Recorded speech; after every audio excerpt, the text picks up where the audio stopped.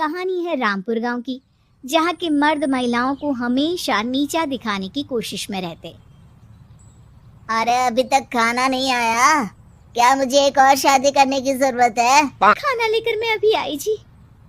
गांव की पंचायत में भी फैसले हमेशा औरतों के खिलाफ ही रहते। मैं जो फैसला सुनाता हूँ वो भगवान की आज्ञा होती है। इस लड़के ने अपने मन से शादी करके अच्छा नहीं किया। लड़के को घर भेज दो और इसकी शादी इसकी जाति की किसी लड़के से करवा दो, लेकिन ये लड़के, इसे तो गांव के बाहर निकाल दो। नहीं नहीं जमींदार साहब, इसे अच्छे बुरे की समझ नहीं है। अरे कहाँ जाएगी ये बेचारी? कहाँ जाएगी? इतनी चिंता है तो पूरे परिवार का गांव निकाला कर देते हैं। बेचारे पूरे बसे बसाए परिवार को गांव छोड़ना पड़ता है। चाहे जो हो, अगर बेटियों को कंट्रोल नहीं कर सकते तो गांव में रहने का कोई मतलब नहीं है। यहाँ औरतों को दब कर रहना होगा, तो मर्जी से ही होगा। तभी गांव का एक आदमी दौड़ा दौड़ा आता है।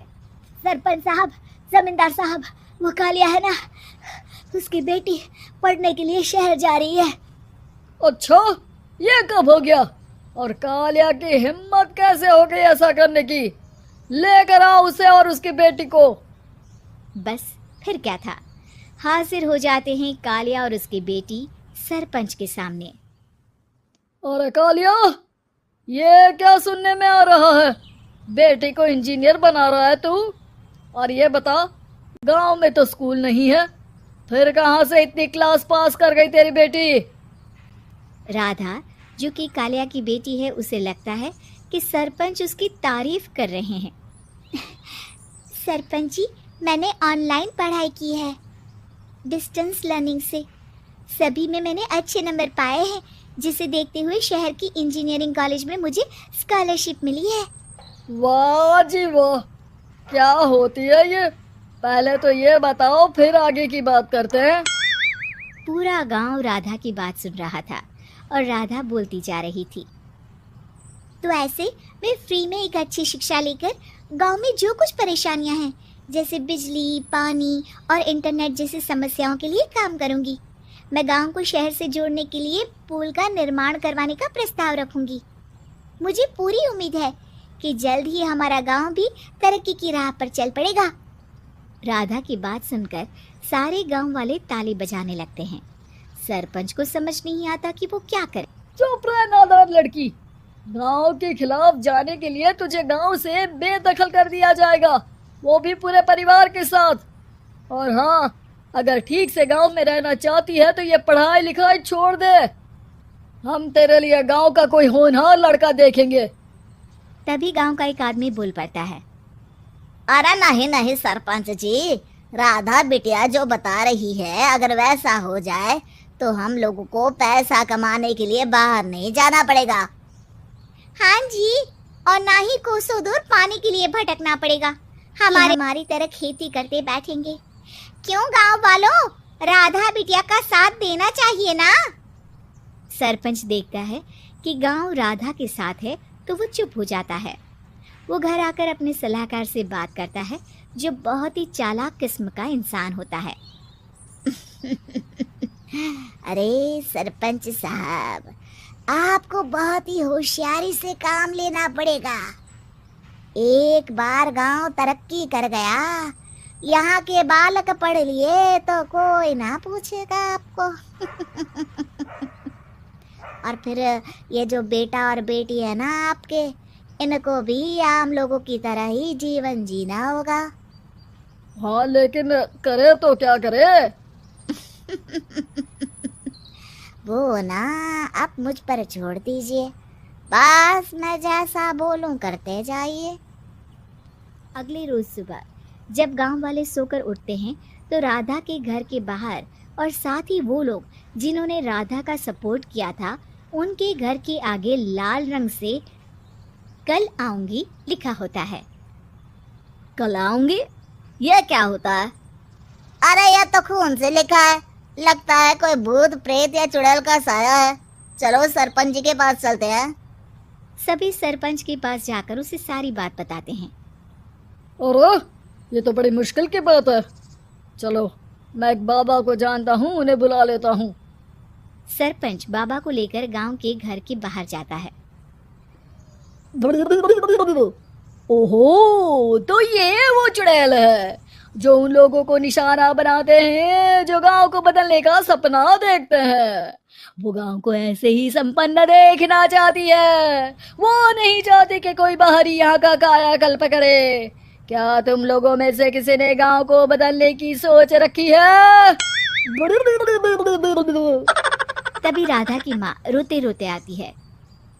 मेरी राधा घर से गायब हो गई है। अरे कोई तो बचाओ, मेरी बच्ची कहाँ गई?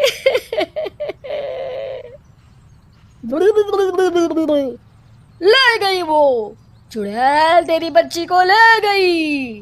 अब वो उसे श्रापित करके छोड़ेगी। उस पर चुड़ैल का साया हो जाएगा। तभी बुरी सी हालत में राधा भी वहां आ जाती है। उसके बाल चुड़ैल की तरह फैले होते हैं और कपड़ों में खून लगा होता है। सभी राधा को देखकर डर जाते हैं। माँ, पता नहीं मुझे कौन उठा कर ले गया था। अरे दूर दूर हो जा चुड़ैल, अब हम लोग इस गांव में नहीं रुकेंगे। अरे कैसी बातें कर रहे हैं आप? कल तो आप मेरे भरोसे गांव का हुलिया बदलने, अपने बच्चों को पढ़ाने और तरक्की उन्नति की बात कर रहे थे, तो आज क्या हो गया आपको? ये फिर तुम लोगों को बहकाएगी। ये चुड़ैल गांव में को भी ले जाएगी। गांव वाले राधा को गांव से बाहर निकाल देते हैं। उसके माँ बाप रोते रहते हैं, लेकिन गांव वाले नहीं मानते। मैं भी अपनी बहन के साथ गांव के बाहर रहूंगा, लेकिन वो पढ़ाई नहीं छोड़ेगी। वहीं सरपंच के घर पर सलाहकार कहता है, देखा, सांप भी मर गया और लाठी भी नहीं टूटी। लेकिन अगले ही दिन सरपंच के घर के बाहर भी वही शब्द लिखे होते हैं। और फिर सरपंच की बीवी कहती है, हमारी बेटी को किसी ने अगवा कर लिया है। तभी राधा का भाई वहां आ जाता है। अरे गांव वालों, मैंने सरपंच जी की बेटी को देखा था। वो चुड़ैल उसे उठाकर ले जा रही थी। अरे क्या मजाक कर रहे हो? नहीं नहीं सरपंच जी, आप नहीं जानते।